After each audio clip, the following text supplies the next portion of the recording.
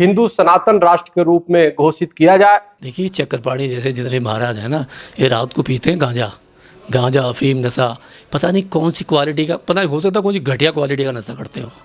मुझे ये नहीं कहना चाहिए। वो मित्र पीते हैं वो नहीं, वो तो उनका विषय है। देखिए क्या है, गाय के बछड़े को भी यही पता है कि मुझे क्या पीना है।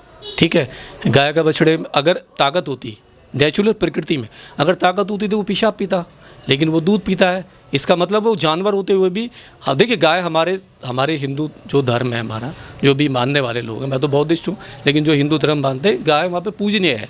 तो पूजने का मतलब ये है कि उस बछड़े को भी पता है कि जो ताकत है, जिससे दिमाग बढ़ेगा, जिसमें हड्डियाँ बढ़ेंगी, मेरी बुद्धि का विकास होगा, मेरे बालों का बॉडी का विकास होगा, जो होगा मुझे ज्ञान का भंडार मिलेगा, वो दूध से मिलेगा।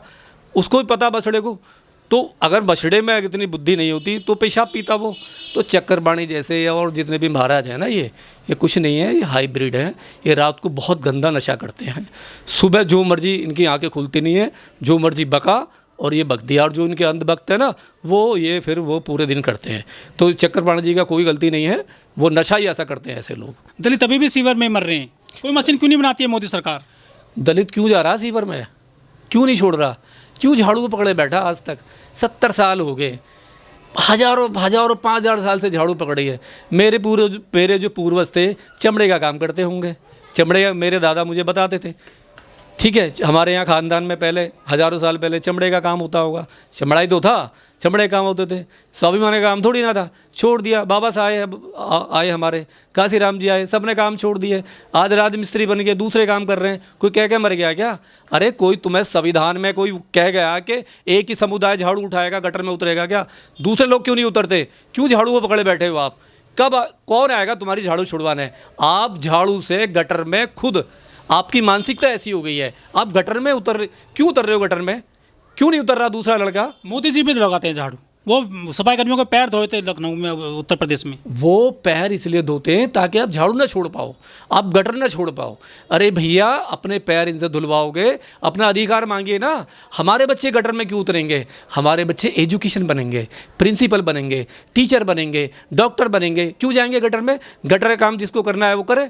अरे किसी ने ठेका तोड़ लिया, 5,000 साल तक वो झाड़ू मारता रहेगा तुम्हारे घरों में, तुम्हारे घरों का मैला ढोता रहेगा। क्यों ढोएगा वो? स्वाभिमान नहीं है क्या? बिल्कुल भी। हमारे पूर्वजों ने वो सारे गंदे काम करे, गुलामी के जो इन्होंने करवाए।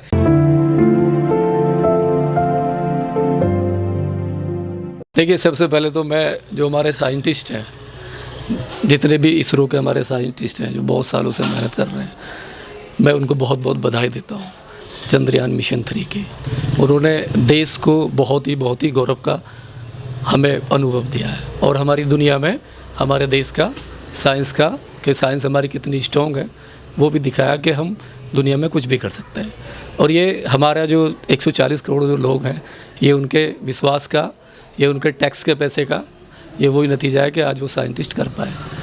इसमें राजनीति नहीं होनी चाहिए, क्योंकि सरकार किसी की भी होती, साइंटिस्ट हमेशा अपना काम करते हैं, क्योंकि साइंटिस्ट जो बनता है वो किसी सरकार के रेमो करम पे नहीं बनता है। सरकार तो हर चीज़ का राजनीतिकरण करती है, कोई भी सरकार होती है, मतलब पहले वाली नहीं करती थी, लेकिन ये जो सरकार है ये तो हर चीज़ का, कोई भी चीज़ हो, अच्छी होगी तो इनका, बुरा होगी तो किसी और का, तो ये तो इनका काम है, ये तो करेंगे, इसको रोक नहीं सकते। ये तो हमेशा होता रहेगा जब तक ये सरकार रहेगी। ये छोटी छोटी बात का भी, ये तो टॉयलेट का भी श्रेय ले लेते हैं। ठीक है, कहीं गड्ढा होता, मेन होल खुद गया, उसका भी मोदी जी का फोटो लगा देते हैं। 5.5 किलो का जो बैग है, अब 5.5 किलो के बैग पे, आटे के बैग पे, नमक की थैली पे मोदी जी का फोटो लगवा दिया सरकार ने। अब इससे ज़्यादा और क्या है? इससे ज़्यादा मैं कुछ नहीं कह सकता। मोदी जी को श्रेय जाना चाहिए, वो ले रहे, वो तो हर चीज़ का श्रेय ले रहे हैं। लेकिन मणिपुर में जो महिलाएं नंगी की गई, उसमें श्रेय क्यों नहीं लिया फिर मोदी सरकार ने या भारत सरकार ने जो चल रही है देश में? नहीं, मोदी जी के अच्छी बातों का श्रेय लेते हैं। देखिए, हमारे प्रधान जी बहुत बढ़िया है, प्रधानमंत्री हमारे इतने बढ़िया हैं, वो जो भी अच्छी चीज़ें होती हैं ना, जब वो चुनाव कहीं हार जाते हैं तो डाल देते हैं टीम पे, जीत जाते हैं, चाहे कोई मतलब नगर पालिका का चुनाव हो तो खुद ले लेते हैं सिरे, और हार जाते हैं तो दूसरे पर डाल देते हैं। तो ये तो अभी जो भी हुआ मणिपुर में, उसका श्रेय थोड़ी ना लेंगे वो, उसका तो वो मतलब वो भी कांग्रेस पे जाएगा, वहाँ पे वो भी मतलब जो बैठा विपक्ष पे उस पर जाएगा। देखिए, श्रेय कोई नहीं ले सकता, पूरी दुनिया को पता है साइंस ही है जो हम तरक्की कर रहे हैं। जब इस दुनिया में साइंस नहीं था तब दुनिया में अंधेरा था, दुनिया बहुत पीछे थी। लेकिन सर, जहां ये चंद्रयान उतरा है वहां मोदी सरकार ने उस स्थान को शिव शक्ति पॉइंट घोषित कर दिया है। नहीं देखिए क्या है, वो प्रधानमंत्री है, अभी वो पावर में है। देखिए हमारे देश में लोकतंत्र है, डेमोक्रेसी है। हमने प्रधानमंत्री को बाहर से थोड़ी ना आया चुन के, संविधान की ताकत से वो चुन के गए, लोगों ने वोट दिया है। अगर लोगों ने वोट दिया है और प्रधानमंत्री बने हैं तो उनको अधिकार है, वो कुछ भी रख सकते हैं। कल को कोई दूसरी सरकार आएगी, वहाँ से वो हटा देगी। इसमें कोई विवाद नहीं है, ये उनकी अपनी इच्छा है, अपने विचार हैं। जैसे देखिए अभिव्यक्ति आज़ादी की सबको है ना, उन्हें भी है, मुझे भी है। आज मोदी जी ने शिव शक्ति रख दिया, कोई दूसरी सरकार आएगी वो वहाँ पे भगत सिंह रख देगी, अम्बेडकर भी रख सकती है, बुद्ध भी रख सकती है। तो इसमें कोई बात नहीं है, ये कोई इशू नहीं है और इसे इशू बनाना भी नहीं चाहिए। हमारे जो साइंटिस्ट हैं ये उनका प्रॉब्लम है। तो क्या चांद को बांटने की कोशिश की जा रही है सरकारों के द्वारा? जो पाकिस्तान भेजेगा अपना यान वहाँ पे, वो तो कहेगा कि चांद हमारा है, वो पाकिस्तान का चांद अल्लाह का चांद हो जाएगा। ऐसे तो वो फिर तो लोगों में बंटवारा होगा बड़े पैमाने पर। हाँ ये तो हो गया है, क्यों नहीं जाए। अगर वहाँ पे कल को रूस भी छोड़ता है या जापान ने, अगर वहाँ जापान जाता है तो जापान बुद्ध पॉइंट बना देगा, उसमें क्या दिक्कत है, बना देगा, बुद्ध पॉइंट बना देगा। चांद किसी की भी वो नहीं है, जो चांद पे जाएगा। लेकिन सर चांद तो एक ही है ना? नहीं, चांद तो एक ही है, लेकिन चांद तो बहुत बड़ा है ना भाई। जिस पॉइंट पे उतरे हैं वहाँ पे तिरंगा भी हो गया है, वहाँ पे शिव शक्ति रख दिया है। मुझे शिव शक्ति में वो नहीं है प्रॉब्लम, मुझे प्रॉब्लम है सिरे लेने में। क्योंकि ये जो सिरे लेना ना, ये तो साइंस का कमाल है। देखिए हमने अग्नि भी बनाई है, हमारे यहाँ पे बहुत अच्छे साइंटिस्ट हुए हैं। साराभाई वीर जो हमारे मतलब विक्रम साराभाई थे, उन्होंने इसरो की स्थापना की। गर्व है हमें उन पर, हमें आजीवन गर्व रहेगा। उन्होंने हमें इसरो दिया, हमें दुनिया में हमारी पहचान हुई। देखिए चक्रपाणी जी का क्या है, चक्रपाणी जी का अपना तो मुँह है नहीं, किसी ने बोला होगा सुबह को ये बोलना है। 2024 का इलेक्शन आ रहा है ना, आप इन सारी चीज़ों को 2024 से जोड़ कर देख लीजिए। चक्रपाणी जी या बहुत सारे अभी आएंगे। आप रोज़गार पर अड़े रहना सरकार से, आप स्वास्थ्य पर अड़े रहना, रोज़गार, स्वास्थ्य, इस पर अड़े रहना और एजुकेशन, 3 चीज़ों पर अड़े रहना। 3 चीज़ें मांगना, स्मार्ट सिटी की बात करना। देखिए जब भी ये कोई महाराज बोला ना, उससे कहना 200 स्मार्ट सिटी हुए क्या, आदर्श ग्राम योजना में जो गांव बनने थे वो बने क्या, ठीक है, ब्लैक मनी आई क्या, काला धन जो आना था, हम विश्व गुरु बन गए क्या? नहीं, मणिपुर में विश्व गुरु बन गए हैं, विश्व गुरु जहर फैल गया हिंदू मुस्लिम का देश में। हाँ विश्व गुरु हम कैसे बनेंगे? हम सचिन रेगड़ की हत्या करके विश्व गुरु बनेंगे? मणिपुर में महिलाओं का रेप करके नंगा घुमा के विश्व गुरु बनेंगे?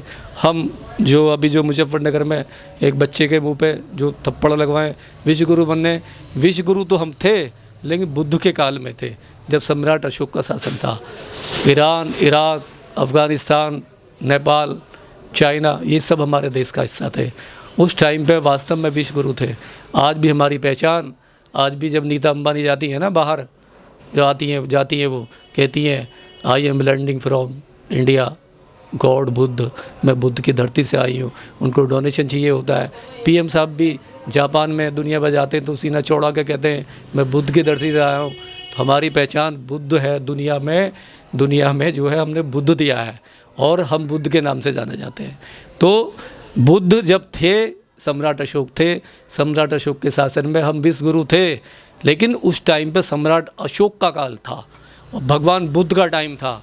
आज जो है मनुवादियों का टाइम है, जो मानव को मानव से कटवा रहे हैं। वो नहीं देख रहे कि इससे कितना बड़ा लॉस होगा। वो अपनी राजनीति सेक रहे हैं, रोटियां सेक रहे हैं, चाहे वो किसी की भी सरकार हो, कोई सी पार्टी हो।